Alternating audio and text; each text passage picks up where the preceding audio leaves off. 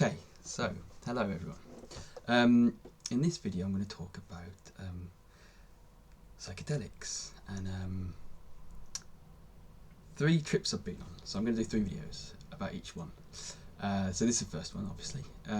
This is about a small trip I took. But before I get into this, I guess I don't know, like psychedelics, they've got a bit of a connotation, haven't they? You know, you talk about psychedelics, and I won't go into. They're obviously highly illegal. Most of them are in this country, so I won't go into where I got them. But I acquired some, and I took some, and it was all good. It was a great experience. But I just want to go back into like how I got interested in them, and just spend like a couple of seconds talking about that.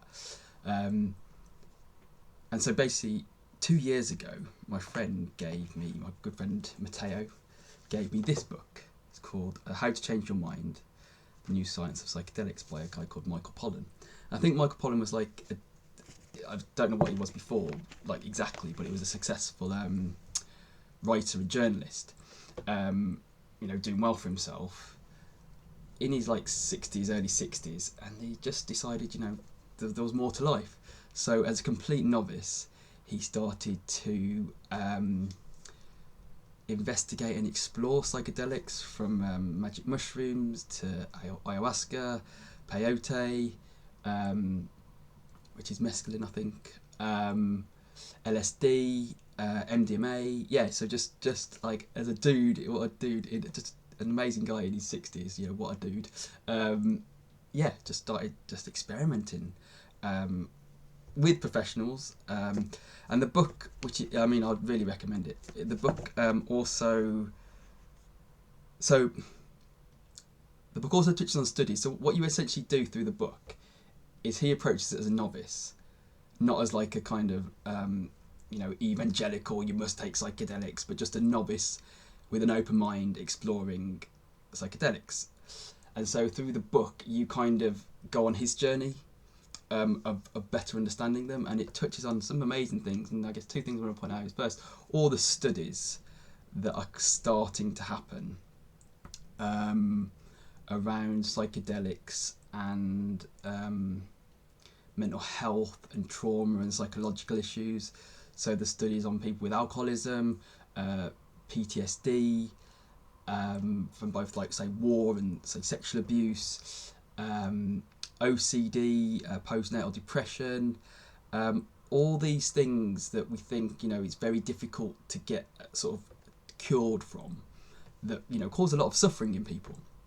And so all these studies from universities like Johns Hopkins in the States, you know, really good, obviously, you know, world famous medical university, Imperial College London here, where they're giving people these psychedelics, you know, and everything from psilocybin and magic mushrooms to MDMA and other things, giving them to patients under controlled conditions, and they're going on a trip, and during this trip, what they're able to do, with obviously the help of and guidance of professionals, is get to the root cause of the thing that's causing them their issue, so their PTSD or their alcoholism or whatever it is, and sort of come to terms with it. And obviously it's not 100% success rate, and obviously no trial would be, but these trials are happening and the success rates are phenomenal. You know, obviously a lot of them very early stages, and I'm by no means suggesting everyone should be prescribed some psychedelic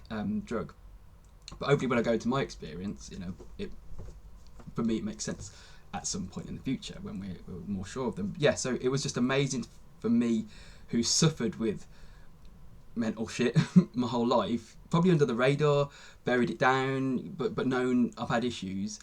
You know, it was just incredible for me. You know, my dad had alcohol problems, and it was amazing for me. And there's this guy, actually, nothing to do with the book, but there's this guy called Gabor Mate, and he says with alcoholism and other addictions, he says, don't ask why the addiction, ask why the pain. And that really resonated with me, because it was like, that's what the psychedelics do, where traditional therapies like you know, that therapy, and you know, journaling or you know, taking antidepressants and things like that. What sometimes they're not able to do successfully the traditional therapies. They're not able to address that pain, the underlying pain or issue that caused that manifests in the psychological problem, basically. So yeah, just really exciting reading it and hearing about all the trials going on at like world-class institutions. And then the other thing that stuck out for me in the book was how it talks about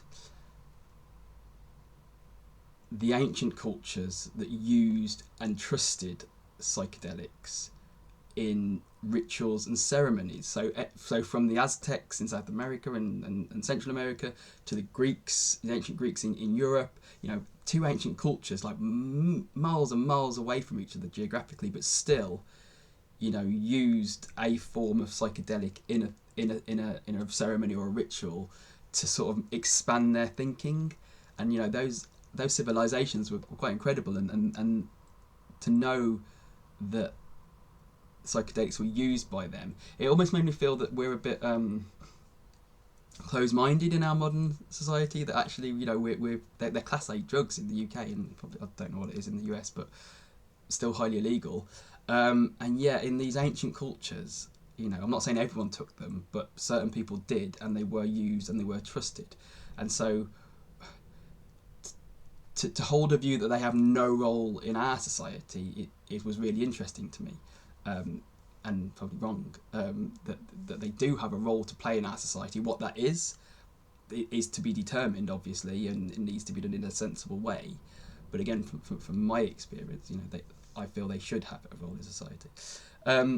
So yeah, the book was just really interesting to me. And actually that bit on the ancient cultures, sorry, I just remembered something, that bit on the ancient cultures, that also reminded me of probably when the seed was first planted in my mind about psychedelics, which was when I was maybe like 14 or 15, and there was a Bruce Parry documentary on the BBC, and Bruce Parry was this sort of explorer, documentary maker, and he was going down the Amazon River, staying with different tribes, I think, as he went down. I think the documentary series was called Tribe, and he, at one point in time, he stopped with a tribe, and I remember watching this sort of 14, 15, being fascinated. He stopped with the tribe, and he did an ayahuasca ceremony with this tribe, and it was intense, man. It was so fucking intense, like night vision camera, obviously the ceremony was at night, him just like hurling, seeing all these visions and stuff, and I think he sort of he might have met, I think he treated like an ex-girlfriend really badly, and he met this ex-girlfriend in his vision, or she came to him, and he was able to figure that out. And obviously he treated someone badly, and he'd not resolved that, and then he came back, and the next morning he was just like he looked like a different person after the experience. Obviously his location hadn't changed, and geographically he'd been nowhere, he stayed in the same place, but in his mind he'd been to different places, and the power of the mind just really hit me. And I remember being amazed by that as a teenager watching that. So maybe that was when the seed was first planted. But when Matthew gave me this book, Matteo gave me this book 2 years ago, and then since then I've just sort of listened to loads of podcasts. There's a dude called Tim Ferriss who is supporting who does I think his podcast is probably one of the most popular in the world, but he's supporting loads of trials to happen in the US to use psychedelics in a sort of a therapeutic process to help people with psychological conditions and mental health problems. So there's Tim Ferriss. There is obviously Joe Rogan's a big fan, and he has loads of people on his podcast. Just generally listened to loads of stuff, read loads of stuff, understood how when you take them, how to take them, and the things you should do.